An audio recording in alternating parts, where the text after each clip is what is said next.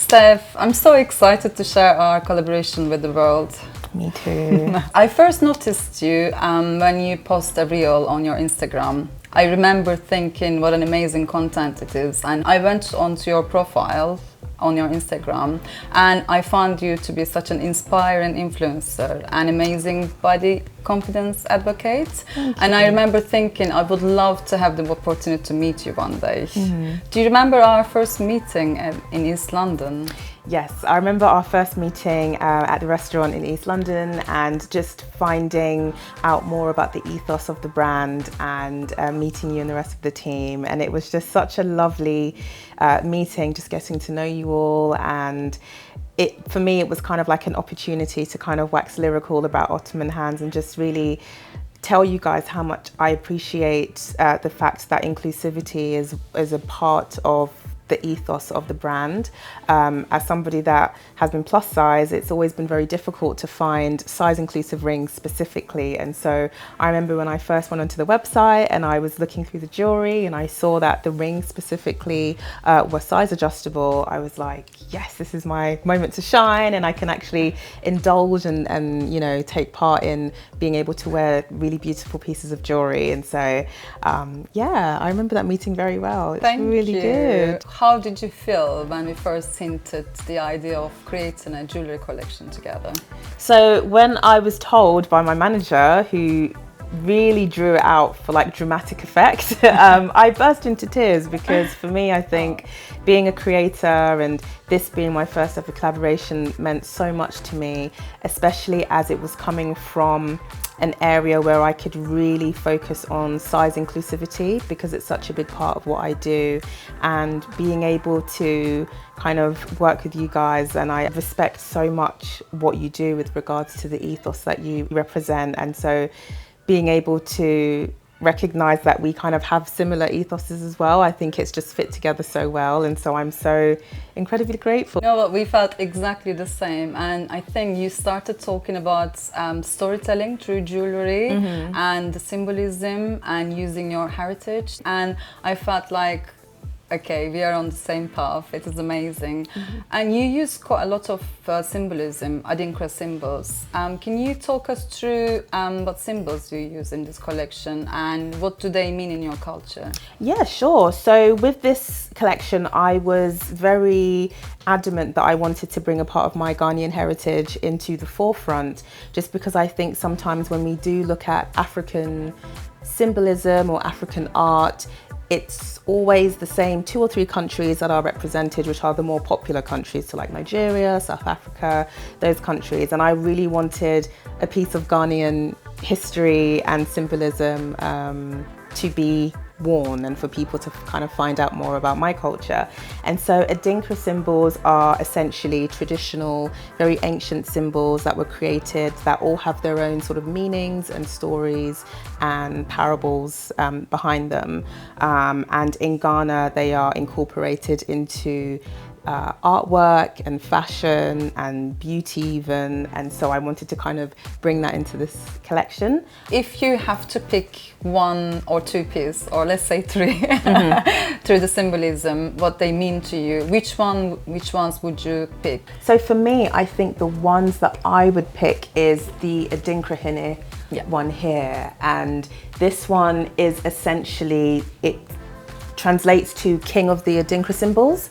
So this was the first ever Adinkra symbol to be in existence, and it signifies the omnipresence of God. There is something about sort of the eternal circular symbols that kind of mean that God is just ever going.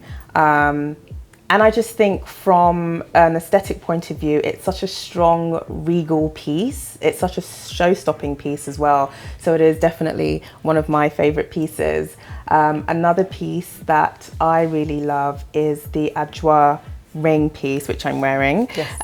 This one is special to me because I named it after my mum. I know, and it's so special. Yeah, it's a mother of pearl, and actually she had the same issues as me growing up, where she was a bit plus size.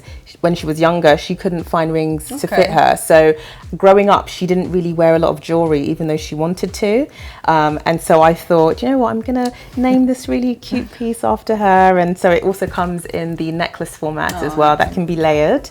So I really love this one just because, yeah, it just means it's her Ghanaian name. Yeah, so this was after her. And then we also have, one of my other favorite ones is the Anansi. And this is basically after Anansi the spider. So I've got the ring on, and it also comes in the necklace and the earring format as well. And this is one of my favorite ones because as a child, I was often told the story of Anansi the spider, who is the trickster god in Ghanaian folklore. So there are a lot of fairy tales that involve him going around the jungle and just basically finessing and tricking all of the other creatures. And so this is something that was and is told to a lot of toddlers and kids growing up in Ghana.